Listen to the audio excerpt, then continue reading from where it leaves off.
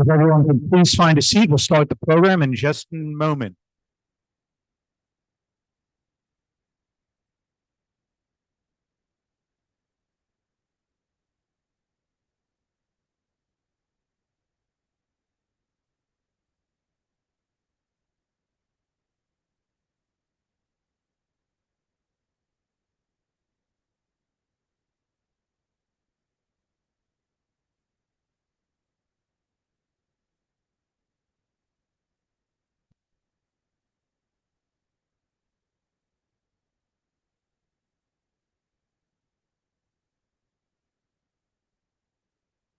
Everyone's quiet, but they still don't want to leave the bar.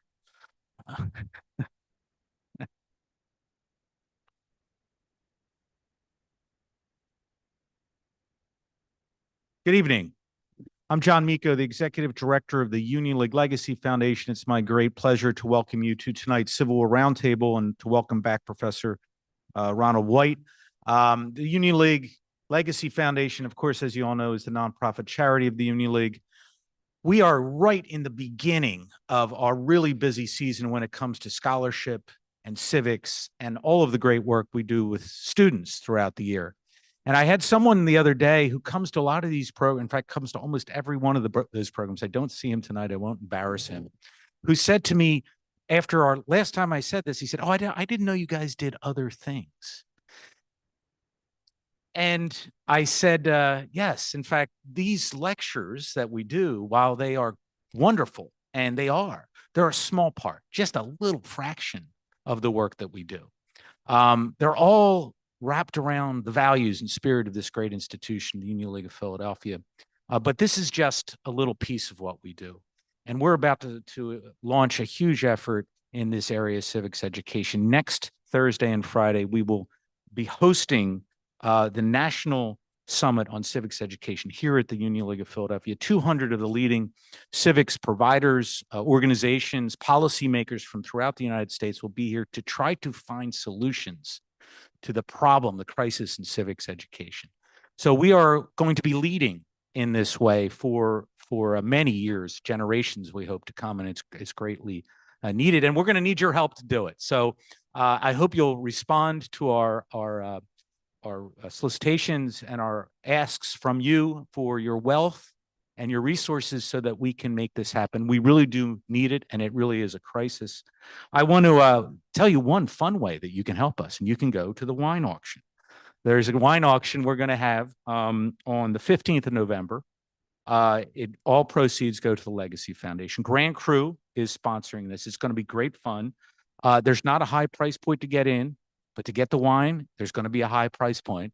It's $75. We hope you'll be there. If you want to be there, you can go online and register or see me, Kristen, Kira later tonight. So few housekeeping pieces. Please take a moment to silence your cell phones. We will have Q&A towards the end of the program. We ask you to use the mics because we are streaming. So we need you to use the mics. I will moderate that. Staff will have microphones. I will call on you. And as always, 2 or 3 sentences, question mark in the end. If you don't do both those things, you failed. And I just want to mention one other program we have coming up, another Civil War Roundtable on another great topic, November 28th, The Failed Promise, Frederick Douglass, and the Impeachment of Andrew Johnson by Robert Levine. So we look forward to seeing you on the 28th for that program as well. And now to introduce our program is the historian of the Union League Legacy Foundation, the man who I have often said not only knows more about Union League history than anyone else, he knows more about Union League history than anyone else ever has. It's my great pleasure to introduce Mr. Jim Mundy. Jim.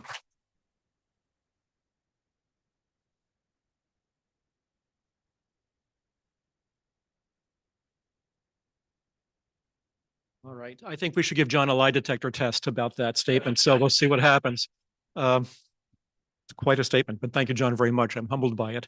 As you can imagine, over the last, I think we started the round table, back in the early 90s. So let's just say over the last 30 years, we've had quite a few Civil War speakers, many of whom have written a book.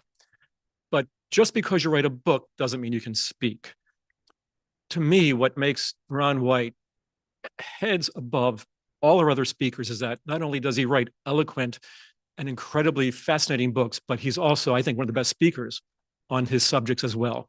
Because if you can't tell the story about your subject, and after all, that's what history is, it's all about storytelling, then you're losing something about what you're writing about. And so to me, I think you're in for just a great treat, because I think he is just absolutely the best Civil War speaker we've had. Well, I've got to mention Alan Gelzo because he's a league member, and I can't not mention Alan Gelzo. And don't anybody say that I didn't think about it in the first place, okay? You're all sworn to secrecy on that one.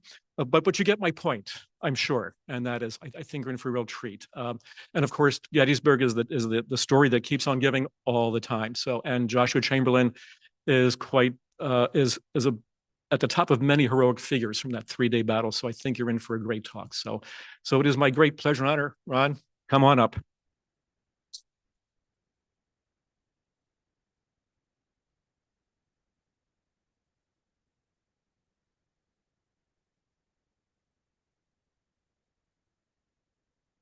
Thank you, John. Thank you, Jim.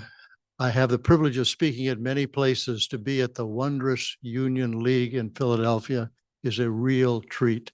Thank you for inviting me again. As I prepared to turn in my manuscript on this biography of Joshua Lawrence Chamberlain, about 8 months ago, I received a telephone call from Maine. The woman said she had been hired as a consultant to rethink, really to redo the narrative that guides would use for the remarkable Joshua Chamberlain home in Brunswick, Maine. So after she asked me all kinds of questions, I asked her a question. I said, well, who comes to the Joshua Lawrence Chamberlain home? Well, she said about 60% of the people who come are just fans of Chamberlain. The other 40% have been kind of wrangled in by their friends and relatives. So whether you come tonight as a fan or whether you're the person who says, and who is Joshua Lawrence Chamberlain? I'm glad you're here. I learned so much from being here. One gentleman came up to me as we were signing books and showed to me in his phone a check that had been signed by Joshua Lawrence Chamberlain. Wow, wow, wow, wow.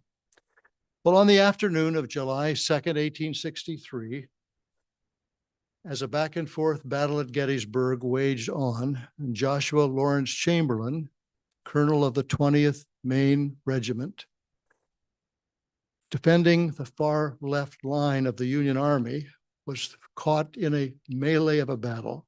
A huge force, both from Alabama and Texas, were coming up that squatty hill called Little Round Top. And as his men had really run out of ammunition, he said just simply one word, bayonet.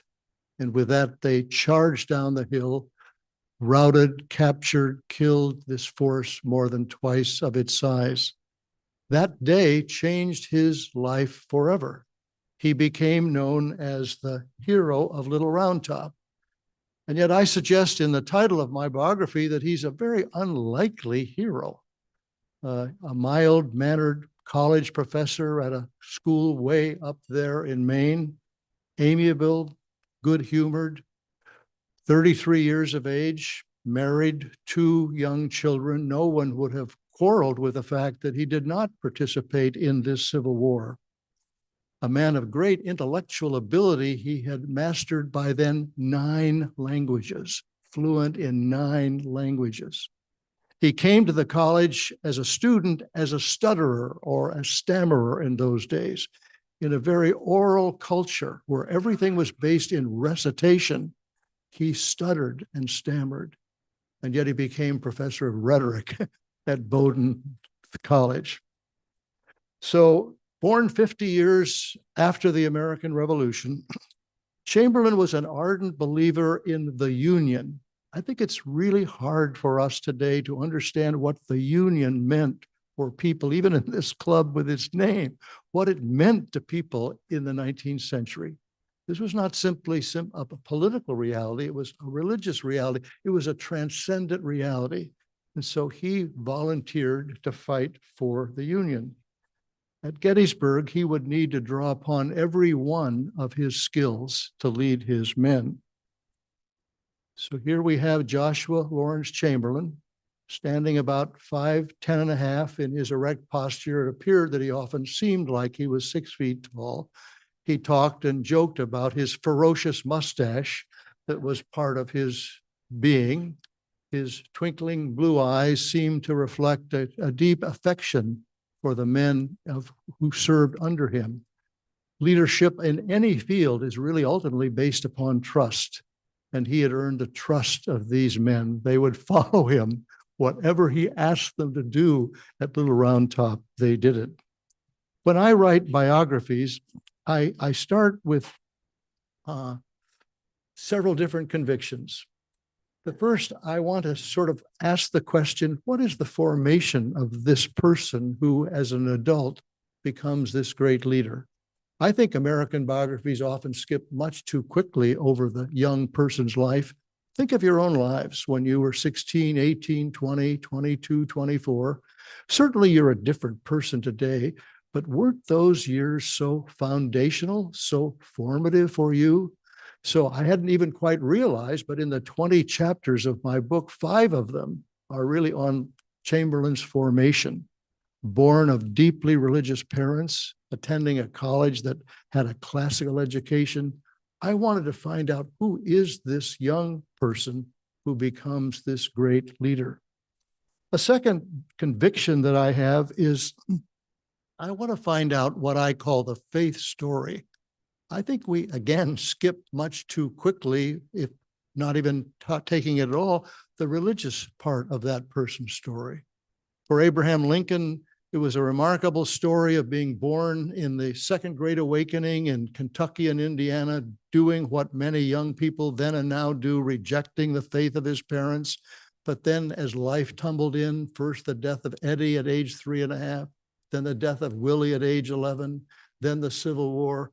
Lincoln finally cannot accept the faith of his parents, this very emotional Baptist faith, but he turns to a Presbyterian minister in Washington, D.C., and that becomes a guiding light for him, so that to the surprise of everyone, in his second inaugural, he will mention God 14 times, quote the Bible 4 times, and invoke prayer 3 times in only 701 words.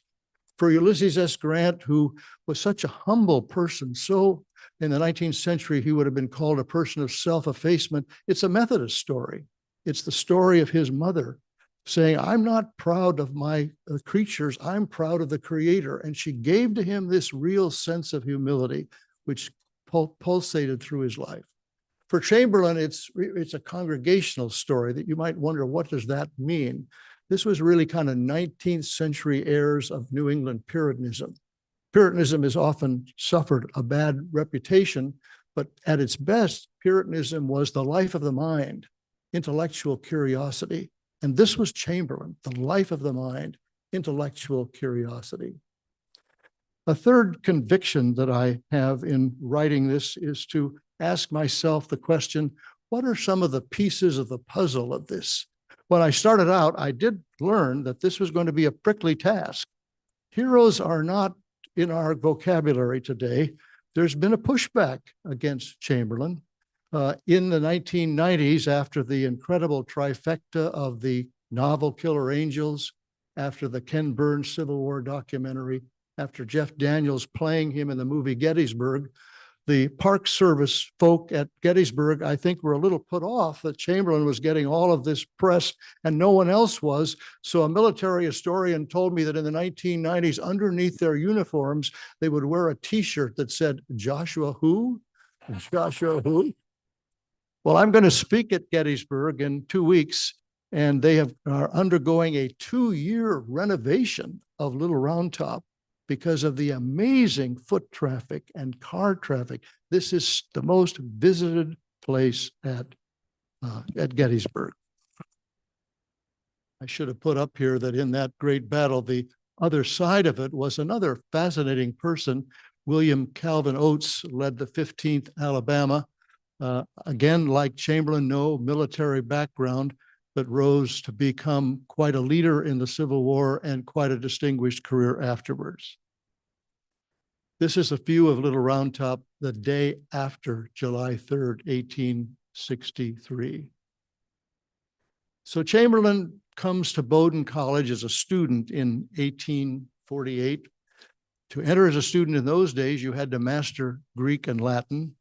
He comes as a stutterer. He's attracted to languages. I found his kind of penmanship book. You can believe this, people practice their penmanship. You understand that? And at the top of the penmanship book, this was a book that was given out to all the students, it said, "Be virtuous, be virtuous." That was one of the key goals or values of that classical education. So part of my question of the puzzles of this is, how do you understand the beneficiary of a Bowdon College education who, when he becomes a professor, challenges both the curriculum and the teaching method? He wanted his students to do what today we might call critical thinking, not simply memorize, not simply recite, but to think for themselves. A second piece of the puzzle was how to reconcile this bookworm college and seminary student who becomes this just incredibly courageous Civil War officer. Another one is how, and this is important for today, I think, how to reconcile a patriot who believed ardently in the Union and yet was willing to say, I do not accept the Confederacy, I do not accept the cause, but I accept and praise the courage of the Confederate soldiers. He was willing to do both of those.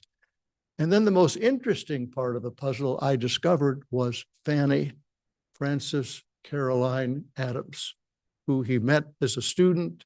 She was playing the organ in First Parish and who he married. Now, in an unusual way I found in the 19th century, she was born into a family in Boston where there were 7 children, and her father was 50 years old. She said old enough to be her grandfather. So the father and mothers decided that they would give Fanny to the younger cousin, husband and wife who were in their 20s, who lived in Brunswick. So at age 4, she moves from Boston to Brunswick and she calls them father and mother, Reverend George Adams, pastor of First Parish. Well, I wanted to understand who was Fanny. How could I possibly really depict what her character was? And I think this is the way the story is best told, if I may. Fanny had a high school assignment at Brunswick High School. Her teacher, Mr. Alfred Pike, asked students to compose papers using verbs ending in FY. Now, Fanny knew that her teacher did not exactly like her sense of humor. So this is the paper she wrote. This is to certify, notify, exemplify, testify, and signify my obedient disposition. And I hope that it will gratify, satisfy, beautify, and edify my teacher, and pacify, modify, and nullify his feelings of dissatisfaction towards me. Please do not exclaim, "Oh, fie," reading this paper. Young Fanny was smart, and she knew it. And she was gifted in music and art. And yet, at the same time, she was often overcome with depression. She had a terrible problem, even as a young woman, with her eyes, which would end up as an older person blind in both eyes. But she and Joshua married. Let's see Fanny here if we can. I keep forgetting this. Here we are. Here we have Joshua Chamberlain as a student. This is First Parish, which is directly across from Bowdon College. If you were to visit it today, there is no spire. It blew off in the wind at the end of the 19th century. And here is Fanny as a young woman. When Chamberlain finished his 4 years at Bowdon College, a decision was before him.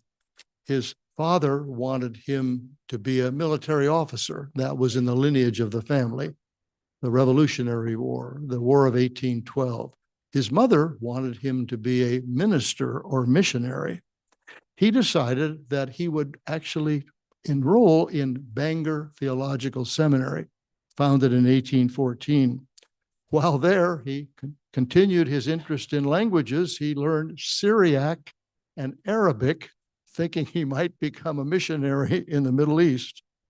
At Bangor Theological Seminary, the major professor was Professor Enoch Pond, and I wondered what was the influence of Pond upon Chamberlain. So when you're doing research and you find something, it's kind of, aha, I found Chamberlain's 123 pages of notes of Professor Pond's class in theology. Now, when Chamberlain graduated from Bangor Theological Seminary with a degree, he had invitations to serve in a church in Maine and a church in New Hampshire. But at that same moment, Bowdon College approached him and said, if you give a master's oration at commencement, we will give you a master's degree. Well, his master's oration was so outstanding that the next day they offered him a teaching position. But because he did that, in all the previous biographies, there was only 2 sentences to the 3 years at Bangor Theological Seminary. Well, I have taught in a theological seminary, and I know many people go to a theological seminary who do not become ordained ministers, but for whom the theological education is very important. But then I had a problem. The seminary closed its doors in 2013, but I found its records at the Maine Historical Society in Portland, and I was able to construct in a whole chapter, not 2 sentences, exactly what took place in those 3 years and how important it was. Chamberlain became a professor at Bowdon College, appreciating the college for what it had meant to him. He also decided, in a way, he would need to challenge its present curriculum and its present teaching. Many of the professors of that day treated their students as mere boys who needed to be supervised. He wanted to give them the credit of being young men. He said, my goal is to awaken an enthusiasm in my pupils and keep my own style free and my mind fresh and whole. In April 1861, the Civil War broke out. There were no electives at Bowdon, and so every single student who enlisted in the Union Army and 2 enlisted in the Confederate Army, Chamberlain had taught his students. And he watched as they went off to war. Some were captured, several were killed. And then, as you know, in the next year, 1862, President Lincoln made a summons. We need 300,000 more men to serve in the Union Army. And so within days, Chamberlain presented himself to the governor of Maine. Governors were looking for significant people who, because of their reputation, had the ability to recruit men for a regiment, which was 1,000 men. And so the governor, very well aware of Chamberlain's reputation, said, I will make you a colonel. And in a remarkable way, which is so typical of Chamberlain, he said, no, don't do that. I don't deserve to be a colonel. I have no military training. Let me start at a lower rank. I will take the subordinate position and learn and earn my way to the command. So typical of Chamberlain. Well, 10 months after Gettysburg, Chamberlain was leading a charge at Petersburg, and there he was struck by a minie ball that went in one side of his hip, tore through his body, tore through blood vessels, his urethra, and lodged itself at the other end of his body. They hoisted him onto a horse-drawn ambulance, took him to a field hospital, and the 2 attending physicians told him that he would die. Knowing that and hearing that, here is the young professor, Chamberlain. He writes this remarkable letter to Fanny. My darling wife, I am lying mortally wounded, the doctors think, but my mind and heart are at peace. Jesus Christ is my all-sufficient Savior. I go to him.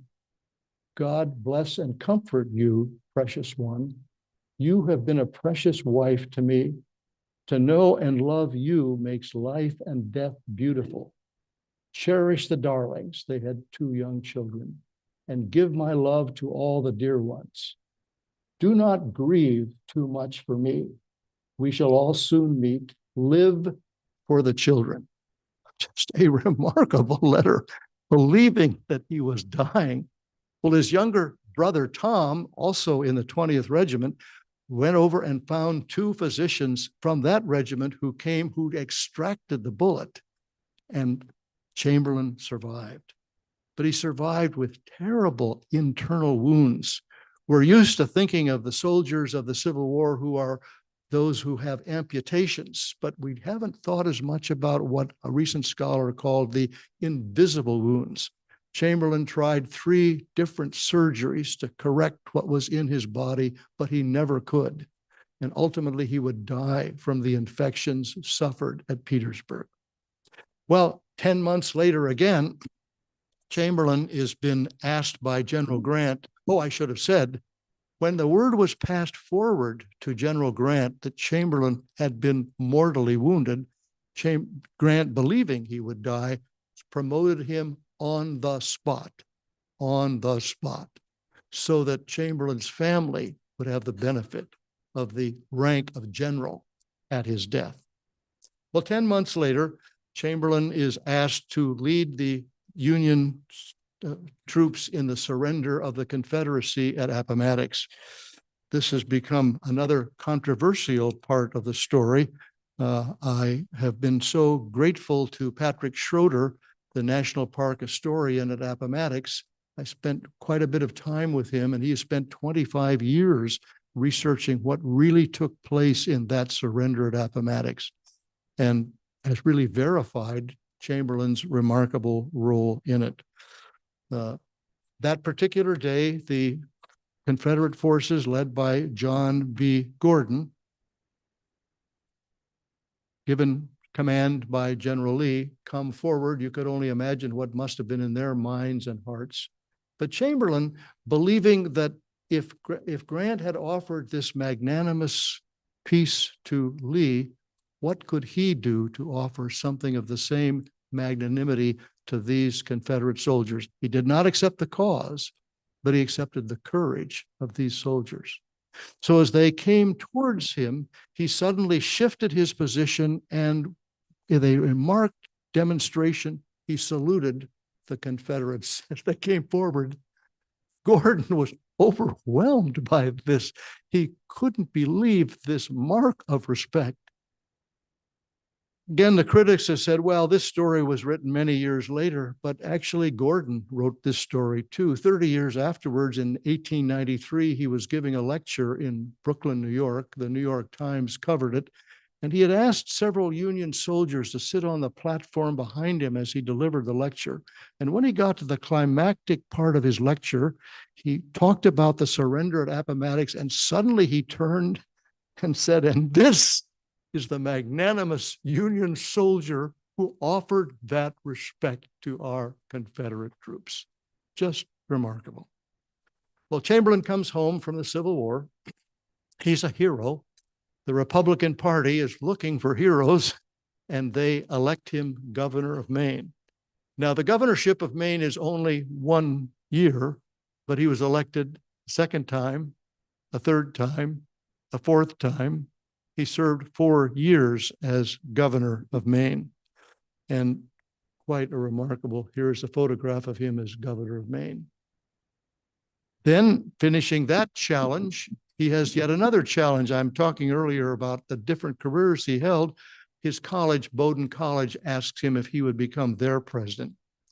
He assumes that role in 1871. He loves the college. He's asked to give his inaugural address, which he calls the New Education, and he calls his assignment a commission, using a military term.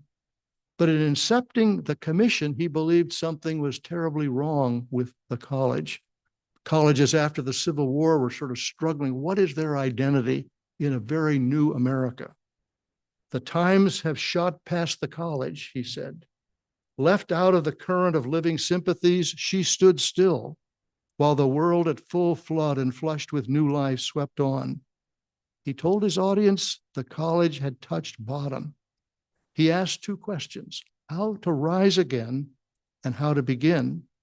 He said the easier path would be to simply affirm the old Bowdon, of which he was a beneficiary, of which he was a beneficiary, and come to the college just going forward in slow way, not doing anything particularly radical. We might confine ourselves to chiefly holding our own, he said. But the second was, we might accept the challenge of our times. He put the question in bold language: should the college conquer or should it die? Well, alumni wanted changes, but how many changes do alumni really want? And so he tried to introduce science as the new discipline on the horizon. But many of the college alumni, concerned that science would somehow work against their traditional religion, were very much against introducing this. It's interesting, at his memorial service, at his funeral, the then president of Bowdon College in 1914 said Chamberlain was far ahead of his time in his asking for a progressive education. He said, I know it wasn't accepted then, but what we're doing today is everything that Chamberlain asked us to do decades before. But while Chamberlain was in his office as president, the political environment of Maine was heating up. I think this is the great untold story. The Republicans had held sway in Maine. He had been elected a Republican governor, but there was now a new party on the horizon, the Greenback Party, which was arguing for soft money. The Democrats had won the 1878 election, but in 1879, it appeared that the Republicans won. They won the governorship, they won the House, they won the Senate. And what sounds eerily similar to some of what we have experienced, something began to happen that took people by surprise. It was called the Great Countout. And as the Secretary of State began to receive ballots from towns and counties, something strange began to happen. In one town, 5 representatives and 1 senator lost their seats because the results were not signed in an open meeting. In another, 5 representatives were eliminated because the candidates were signed with their initials, not their full name. Votes in the Republican town were disqualified because the ballot was printed in 2 columns instead of 1. In another town, 2 representatives were counted out because they misspelled their names. In Portland, 143 votes were taken away because the votes were thrown out by misspelling. In Lewiston, Saco, Bath, and Rockland, all the votes were dismissed because 3 aldermen signed instead of 4 aldermen. And the Republicans in the state were furious. So the newspaper said, the conspiracy, a revolution is actually afoot. Only waiting the final act. They've stolen the election. Now, will they commit this monstrous crime? Well, at this moment, men began to march towards Augusta with their firearms. The governor, a Democrat, had called for arms and ammunition to come from the armory at Bangor. He assembled a military police to sort of take over the building. But then in desperation, a Democrat turned to the one person, a Republican, who might solve the problem. He contacted Joshua Lawrence Chamberlain and wrote these words: Major General Joshua L. Chamberlain is authorized and directed to protect the public property and institutions of the state until my successor is duly qualified. Duty called him one more time. Chamberlain arrived on January 5, 1880. He found the State House barricaded with wooden planks. He entered and established himself in a small office. His first orders was he dismissed the paramilitary force. Chamberlain now became the military governor of the state. In his unanticipated position, he decided to keep clear of all civilian or political decisions. He made up his mind that he would not take sides. That was not his role.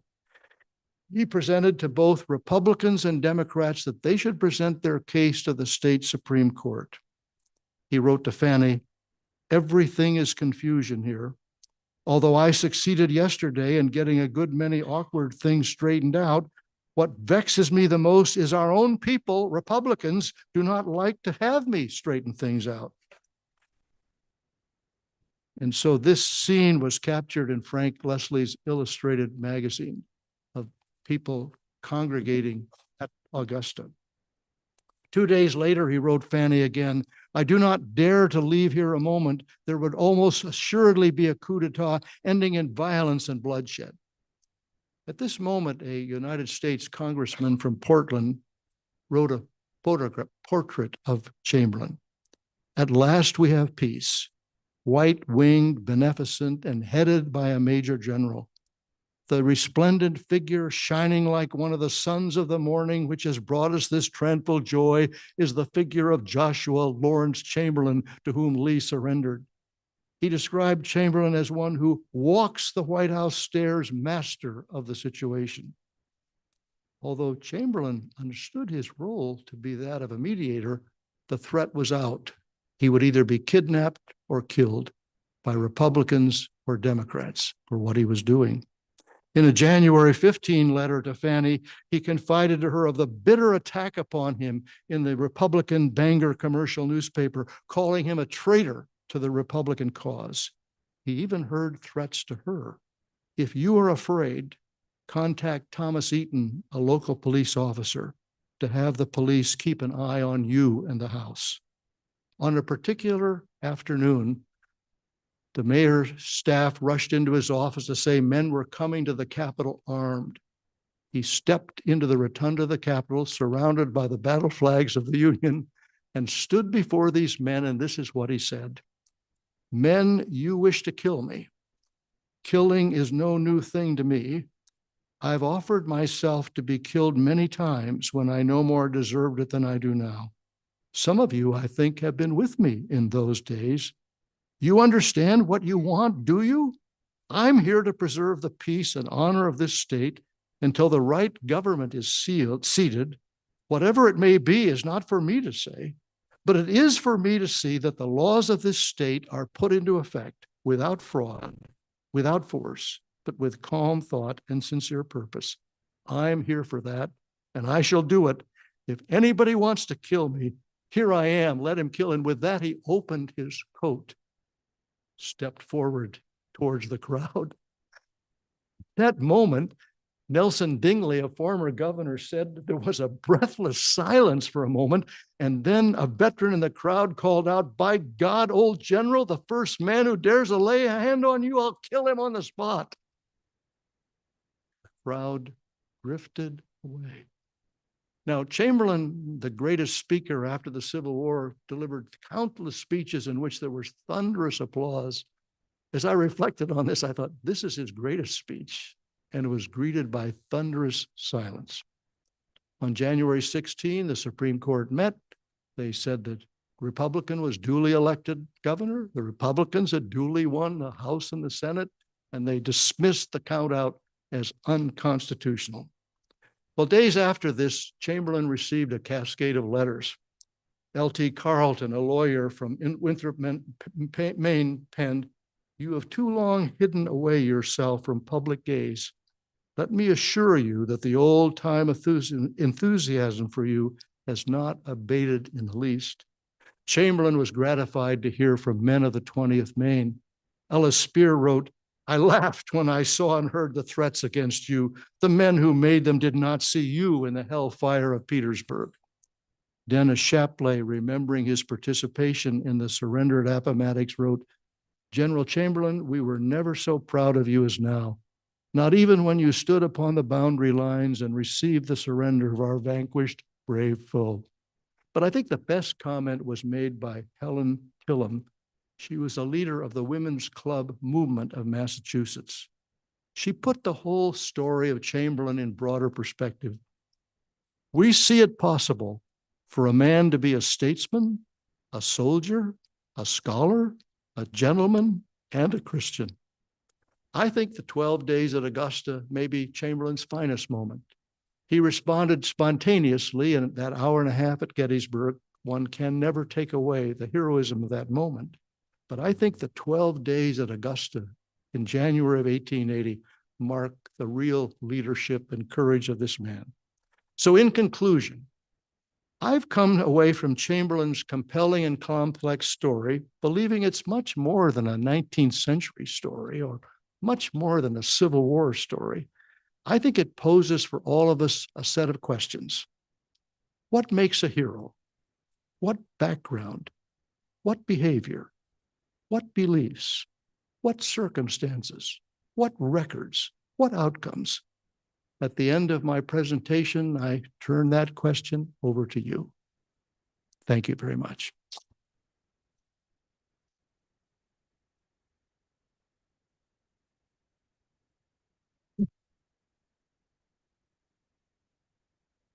Thank you, Professor White. We do have time for some questions, which is wonderful. Thank you. That's a wonderful talk. Kira, we have one right here, actually. During your if you use the microphone, thank you. early on, you mentioned a guiding phrase for Chamberlain: "Be virtuous." Yes. Actually, at the time, what exactly did that mean, to be virtuous? Well, virtue was a central value. It was really lifted up by the theologian Jonathan Edwards, to live one's life with integrity, with truthfulness, to be true to oneself, to be true to sort of an internal moral code. And if I may, not wanting to continue my lecture, but I have to read this sort of final paragraph, because late in life, Chamberlain wrote these words, and if I may say them to you. In his old age, Chamberlain recalled the heading frequently printed upon the copybooks: "Be virtuous and you will be happy." In his long and varied life, he had come to see that it is no simple task to embrace virtue. In fact, in his memoirs, he lingered on this thought, rewriting the mandate to read, "Be virtuous and you will pass through pain and suffer evil, but at the end of the grievous passage, you will find the good." I just found that just incredible. Thank you. Jim, question over here. I look forward to reading the book. I was wondering, did he reflect upon his decision to fix bayonets and charge down the Round Top? Did he reflect upon that decision? Yes. Many times, and part of the evaluation and or criticism of it, which I don't find at all unusual, is that he probably wrote about it at least 6 different times, and, you know, tried to recall, what did I really say? How did we really respond? And by the time he got to the 1889 event when they all came back to Gettysburg, by then, what I call in the book the Second Civil War, men began to quibble and argue about what really took place. And he understood that they were still arguing in his 20th Maine. And so when he got there at that moment, he said, "You are all right. You are all correct." He didn't want to enter into this, "Well, no, this is what happened. This is what happened." You are all right. I thought, boy, that's real leadership. Yeah. Can I ask a question? All right. That wonderful Jim photograph. Mundy, can Jim Mundy ask a question? Yes, Jim. Well, You can ask a question. You may regret it when you hear the question, but we'll see what happens. That wonderful photograph of showing Chamberlain post-war as the governor with that incredibly larger than life mustache. Did his wife really like that? I mean, did she let him get away with that? Well, he called that his ferocious mustache. I kind of figured he might have. All right. Is it I don't know was what you ferocious? thought. Yeah. Jim, I think there's a question right here. In preparation for tonight, I looked at a couple of things. I went back to Shelby Foote's book and found Shelby only mentions Chamberlain once. And it's at Round Top, which of course he had to. Sure. Right. But then later on in the book, he mentions Phil Sheridan saying, "That's what at Five Forks," saying, "That's what I like to see, generals in the front ranks." Right. And that's obviously about Chamberlain. But he doesn't mention him by name. Is there a little jealousy in people writing about the Civil War? Well, I'm Do you trying to think? think of the dates that he wrote his wonderful books, and whether the acclaim or the new understanding, new perspective on Chamberlain had yet come into view. Because what I couldn't say was that in 1930s and 1950s, there were 2 handbooks or guidebooks written at Gettysburg, didn't even mention Chamberlain. The American memory is fickle. And so he was very famous. I can tell you all the people who thought he was famous during the Civil War, but then he fell from fame. and then he was rediscovered.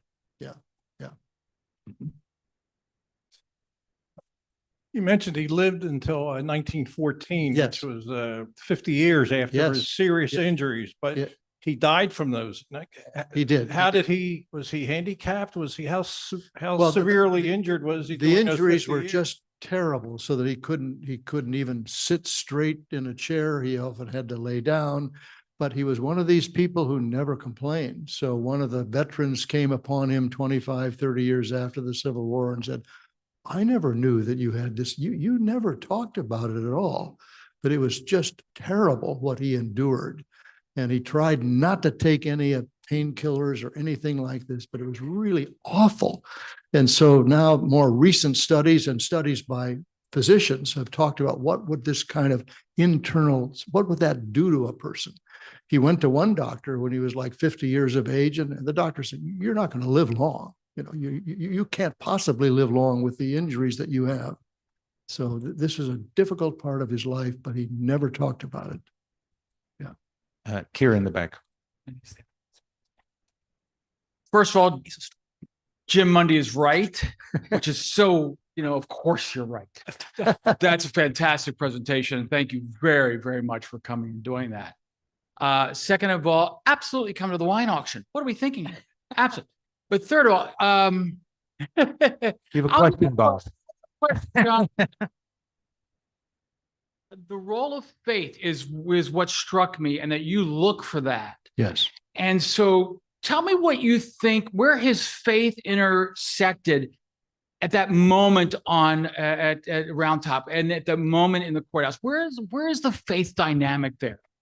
Well, the congregational and Presbyterian tradition in their preaching focuses very much on providence, that God acts in history, acts in our personal lives. And so this was something that kind of buoyed him along. When he has this wonderful correspondence, and that's what's wonderful to read in the 19th century, people wrote long letters.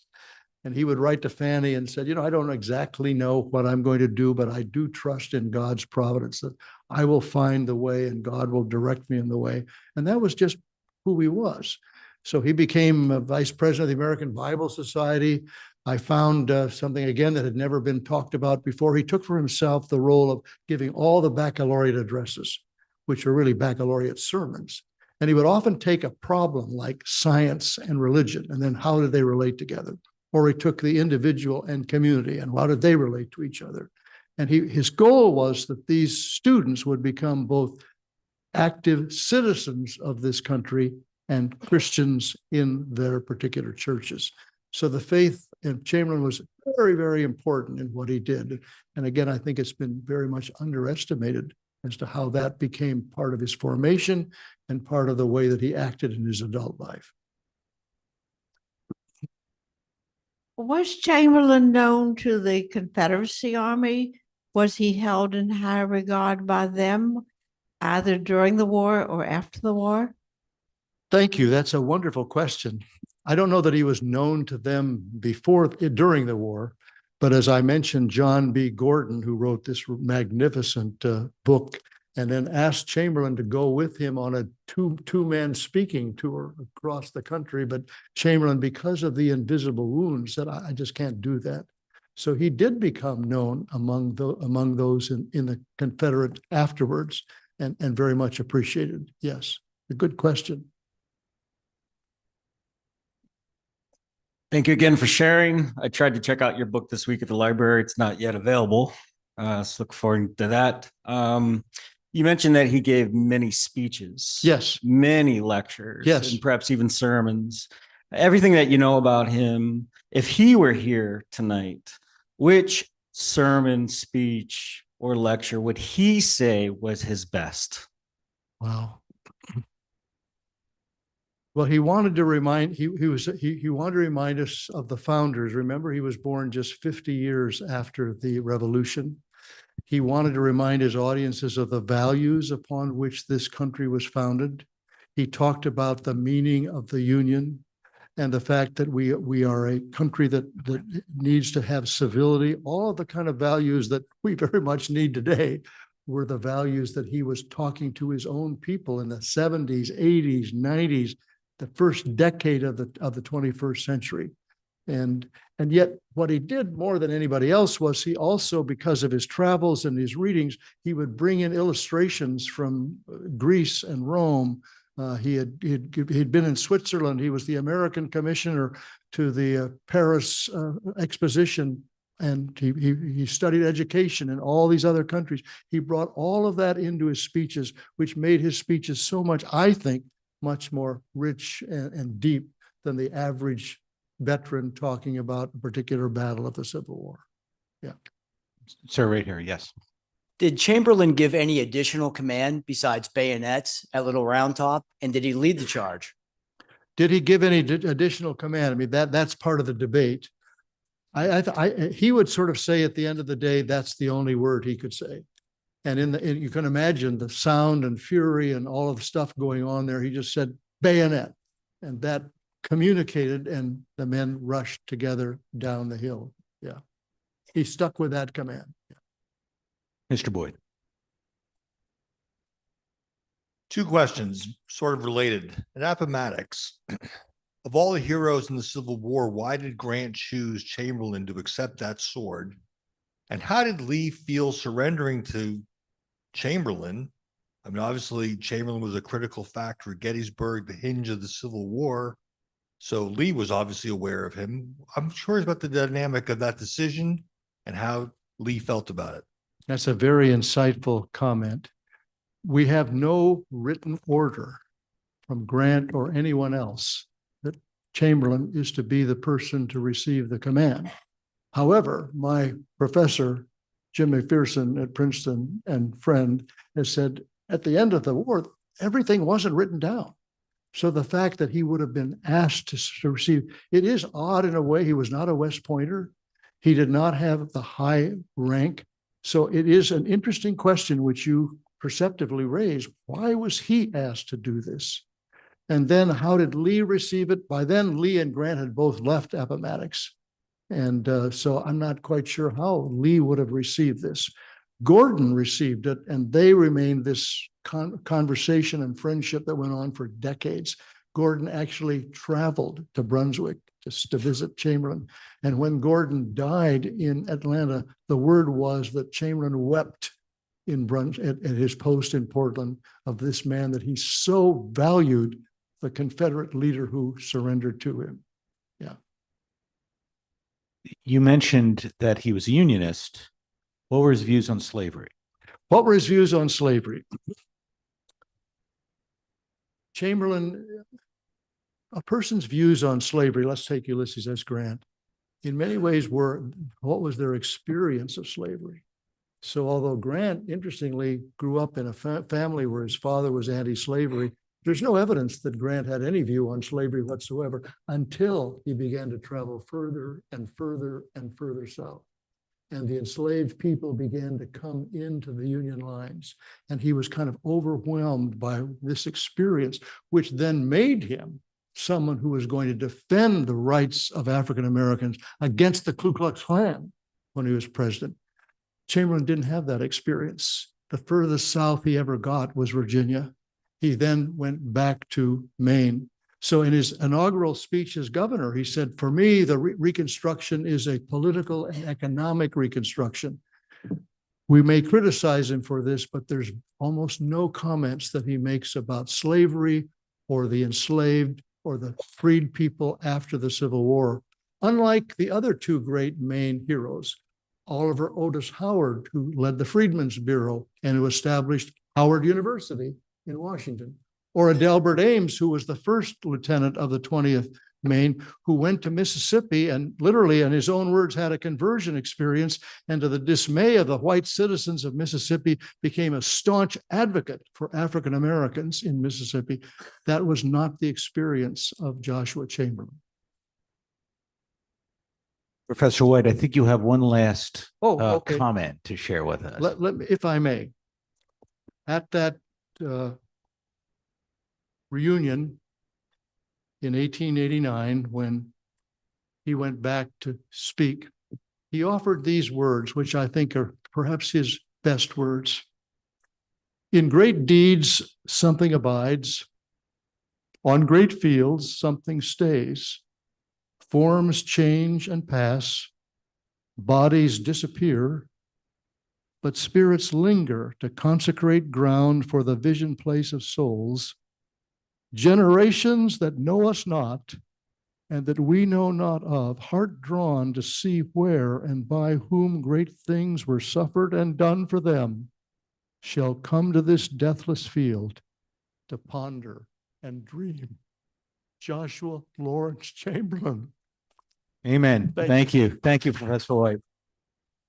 Ladies and gentlemen, Professor Ronald White, again, thank you for being with us.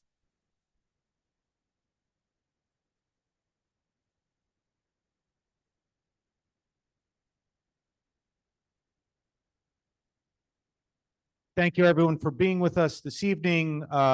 November 28th, the failed Reconstruction. I'm going to get the title wrong, but Johnson, the impeachment of Johnson, Frederick Douglass, the failure of Reconstruction. That sounds like a good topic. We'll see you back here on the 28th. Thank you again, Professor White, and have a great evening. Thank you.